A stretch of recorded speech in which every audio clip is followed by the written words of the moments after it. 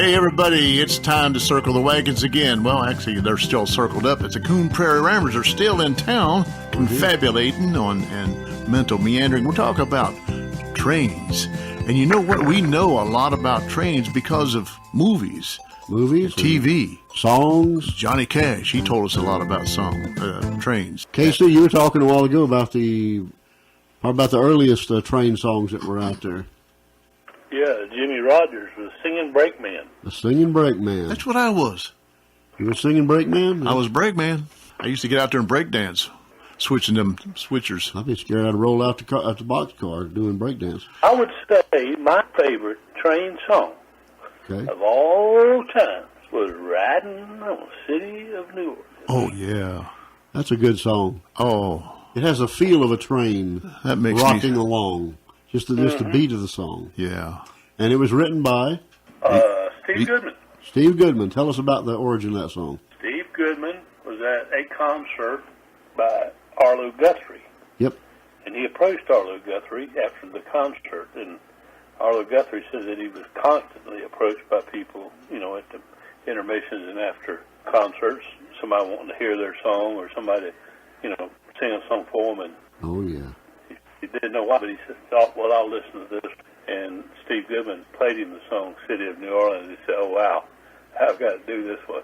And it's gone on to be covered by everybody and their brother.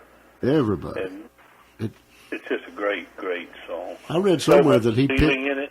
Yes. I read somewhere that he pitched it to Johnny Cash first, but Cash was in the middle of a project. He didn't have time to record it, so he kind of brushed him off, and then he went to Arlo, and Arlo ran with it, and Cash said later on he wished he'd have taken it.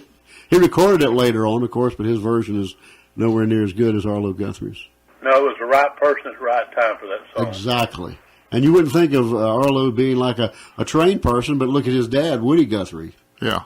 Way back when, hopping trains and things like that. So it kind of it fell into place at the right time. But it's a great song. A lot of mental images in that song. What would be your favorite train songs?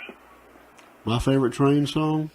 You got one, Mel? I know a lot of them. Oh, the Johnny Cash one, because I think all of them were Johnny Cash. A lot of people. But, hey, there, look yonder coming. That one. The Orange Blossom Special. Orange Blossom Special. Coming down the railroad track. That's a good fiddle song, and it's a good harmonica song. Yeah. Especially if you hear Charlie McCoy play it on the harmonica. And the Folsom Prison Blues is a train song, too. Yeah. That's a sad one, though, because you're in prison and you're sitting there hearing something you can't see. Did you know Cash ripped that song off? It was sung by a woman before that. Really? And it's called the Crescent City Blues. Look it up on YouTube. It's a little slower and it's real sultry sounding, and it's taking place in New Orleans, but it's almost the tune is the same, and it's almost word for word. Wow, I'm going to check it out. The Crescent City Blues. I forget the name of the woman that did it. But he went to, while he was in the service, he went and saw a movie called Inside the Walls of Folsom Prison, and that inspired him to he wanted to write a prison song after that, and then he must have apparently heard this one and kind of took it and made it his own. Of course, back then, copywriting was, they did copyrights, but, people could get away with a lot more back then. Yeah. But he ran with that. It's a lot harder now because you got Google, and Google catches everything. That's right. I like train songs. If I had to pick a favorite train song, it might be one that he did. I don't know if he wrote it or not. It's called I've Got a Thing About Trains. Yeah. Train. That talks about... Oh, wait, I know, Luke. The wreck of the old 97. Wreck of the old 97. I forget who did that, but it was early. Vernon Dalhart. Yep, that's who it was. I saw the pocket watch that belonged to the engineer that was killed in that wreck. I saw it in the museum one time. Based on a true story. It is. Yep. Gave him his orders at Monroe, Virginia. Oh, Steve, you're way behind time. This is not 38, it's the old 97. Put her in dispenser on time. And he ends up having a wreck. Yeah. Kind of like a Casey Jones kind of song. Well, a lot of the train songs dealt with wrecks, didn't they? That's what made them more romantic. Yeah. You didn't want to be in one, but you didn't mind hearing a song about one. Yeah. Or hearing the lonesome whistle blowing and in the night or whatever, or hopping a train going somewhere. Exactly. This train bound for glory. This train. Yep, that's Woody Guthrie right there. Yeah. This train is bound for glory. You ever get in any trouble about a train? I can tell you about a story. I almost got in trouble with a train one time. I got in trouble working as a brakeman.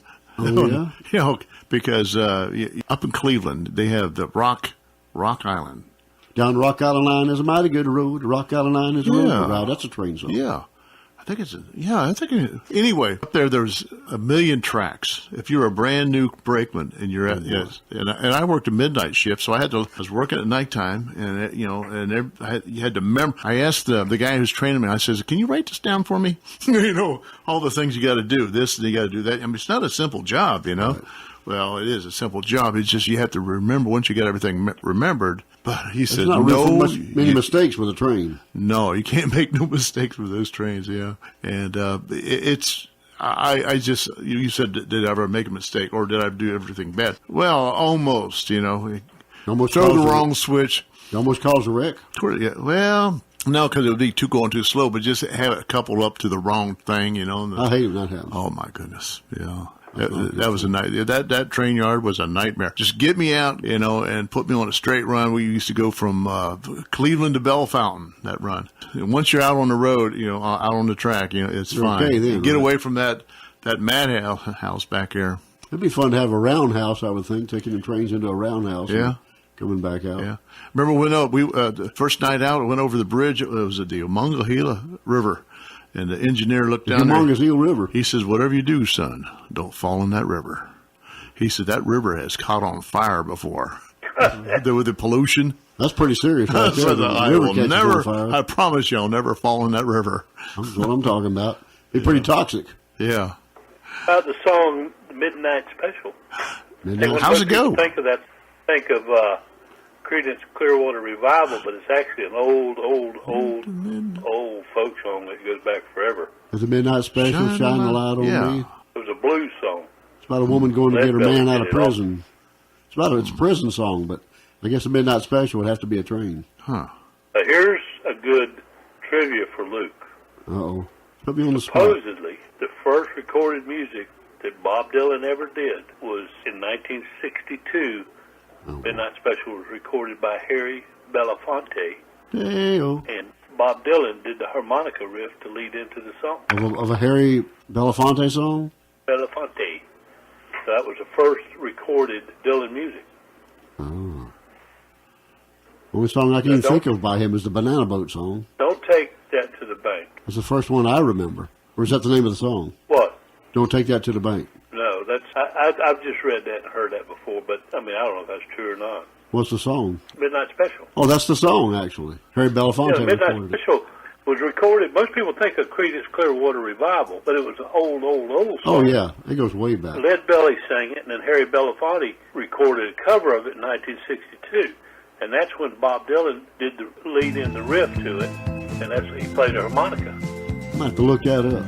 I'd like to hear that. That's a good idea. I appreciate that. Well, we're down to about 30 seconds with our train stuff, so we're going to have to pull the train on out of here. But 10 seconds. Yeah. All right. Well, we're going to pull on out of here. Y'all don't go away.